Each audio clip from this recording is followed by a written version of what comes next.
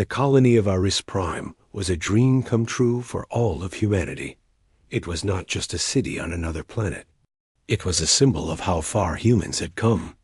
Built on the edge of the galaxy, Aris Prime was beautiful and peaceful.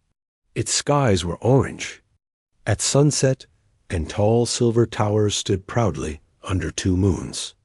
People lived good lives there. Children played in open fields. Scientists studied the stars. Farmers grew fresh food from alien soil. Captain Damon was the leader of the colony. A quiet man with sharp eyes, he had spent his life protecting others. He had fought in border wars and helped build peace between colonies. Now, he led Aris Prime not with weapons, but with calm strength. Aris Prime was called the Beacon of the Future. It showed the universe that humanity could build, grow, and live in peace even far from Earth. But then, everything changed. It began with a message. A broken signal, static, screams, explosions, one voice faint, terrified, saying, "There, here." We didn't see them, and then silence. That was the last anyone heard from Aris Prime. A nearby mining ship picked up the message. It turned around and sped to the nearest spaceport. The signal reached Earth 12 hours later. Military. Command tried to send a response. No reply. They sent scouts. What they found shocked the world. The colony was gone. There were no survivors. No bodies. No wreckage. Just blackened soil and burned metal. The great towers had been melted down. The farms were turned to ash. Even the colony's AI core had been destroyed. It was as if someone or something wanted to erase Aris Prime completely, and they had done it in one single attack. Back on Earth, panic spread. News channels played the last signal over and over. Families cried. People lit candles in every major city. Aris Prime had been home to over 1 million people. Now, they were just names on a screen. The United Earth Council called an emergency meeting. Leaders from every human colony arrived. They sat in silence as the video of the dead planet played again. Then Admiral Su Jin stepped forward. She was a tall woman with white hair pulled back into a tight braid. Her eyes were calm but cold. She had served in deep space for over 30 years. She knew war. She knew loss. She looked around the room and spoke quietly, but every word was clear. This was not a natural disaster. This was an attack. Someone chose to destroy Aris Prime. We don't know who. We don't know why. But we know this. They must pay.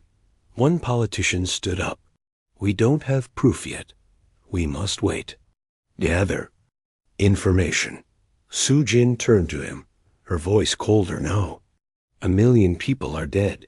Aris Prime is gone, and you want to wait?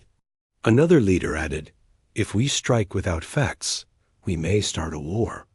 Su Jin raised her voice for the first time. The war has already started. Outside the council, people demanded action. The name Aris Prime was shouted in streets across the colonies. Soldiers volunteered in the thousands. Even private fleets pledged their ships. The anger in humanity was growing, and it was loud in spaceports around the solar systems. Warships lit up. Old fleets were reactivated. Retired pilots returned. Young cadets skipped graduation and joined the ranks. A single goal united them all. Vengeance. Back. On her flagship, Un's Valiant Honor, Admiral Su Jin met with her top commanders. One of them, General G1, leaned forward and showed a scan on the holotable. We found something in the ruins of Aris Prime, a shard of alien metal, unknown design, no known translation. Another officer, Commander Narai, added, but we picked up matching energy signatures from deep space. From the Zate-9 region, Su Jin nodded. We'll start there. She walked to the main viewport. Outside, the fleet was gathering. Ships of all sizes frigates, destroyers, cruisers, and massive dreadnoughts. They stretched across the stars like a wall of steel. Over 700,000 warships, the largest fleet humanity had ever built. No more waiting. No more talking. From the youngest pilot to the oldest admiral, every soldier had the same thought. This is for Aris Prime, and deep in the darkness of space, the unknown enemy waited unaware that humanity was coming, not with diplomacy, but with fire. The fleet was ready. Over 700,000 warships now floated in space like a wall of steel and fire. Earth, Mars, Luna, Titan, and every human colony had sent ships. Even small private groups and space miners gave what they could. This was not just a military force. This was humanity united in rage. On the bridge of the Un's valiant honor, Admiral Su Jin stood in silence. The main window showed thousands of ships slowly turning toward their destination, the Zetanine region. That's where the strange alien metal had come from. That's where the energy signature had led them. She looked down at her screen and pressed a button. A message was sent to the entire fleet. We do not forget Aris Prime. We do not forgive. Today we move as one people with one voice, and that voice is vengeance. All across the fleet, pilots and soldiers listened in silence. On a smaller ship, the Sky Pike, young pilot Yun Tae closed his eyes. His sister had died on Aris Prime. She had sent him a message just 3 days before it happened. She was excited about a new job at the colony's medical center. Now she was gone. Yun Tae whispered, "This is for you, So-min." The human fleet entered deep space and began the long journey to Zeta 9.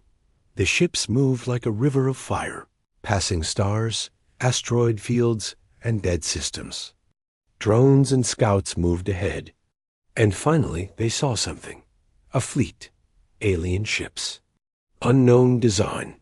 They did not run. They opened fire. The battle began fast. The enemy used strange energy weapons and moved in tight formations. But the human fleet had size, numbers, and fury. Missiles, plasma beams, and kinetic cannons filled the void. General G1, commanding one of the lead task forces, called in the attack orders. Break their lines. Don't stop until they burn. Within minutes, the alien ships were falling apart. Fire spread in every direction. Enemy fighters tried to escape, but human cruisers tracked them down. Commander Nari, leading ground assault forces, prepared her Marines for boarding. No prisoners, she told them. They didn't show mercy at Aris Prime. Neither will we. On a small Varnak vessel, an alien commander watched in horror. This was not the weak prey they had expected. This was not just revenge, it was destruction. Back on the Un's valiant honor, Admiral Su Jin listened as reports came in. Enemy fleet destroyed. Minimal damage to our side. Scans show more ships deeper in the system. Su Jin stared at the star map. Then we keep going. In the days that followed, the fleet continued forward, hitting one enemy system after another. Each one was guarded. Each one fell. The humans moved like a storm. Planets that had once belonged to the Varnak Horde, a brutal warrior empire, were now burning. The Varnak had ruled for thousands of years. They had crushed other species, enslaved whole worlds, but they had never faced humanity before.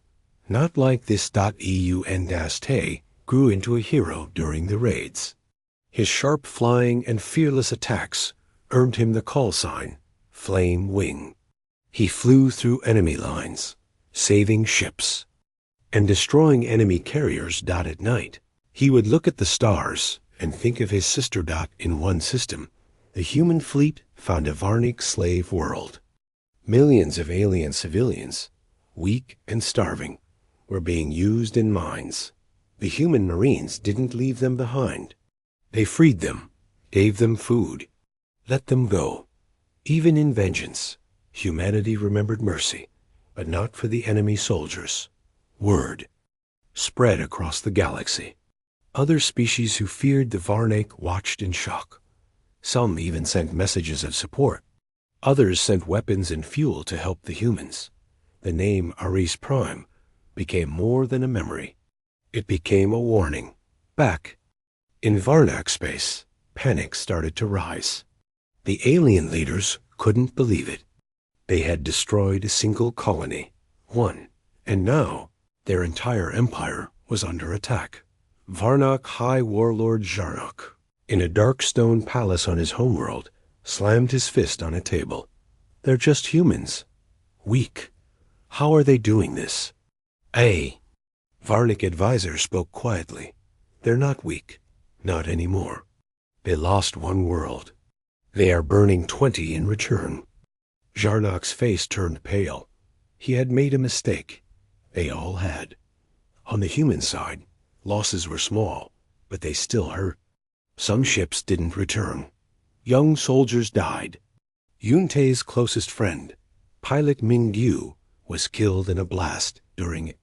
The battle over Varnak Colony 3.Yunte placed his friend's photo on the wall of the ship. Then he got back into his fighter. I'm not stopping. Not until the last one of them is gone. The fleet kept moving. Stronger, faster, angrier. And now, only one system remained. The Varnak homeworld. The next battle would be the final one. One colony fell. 20 systems burned. Now the enemy's home lies ahead. Humanity is not finished. Not yet.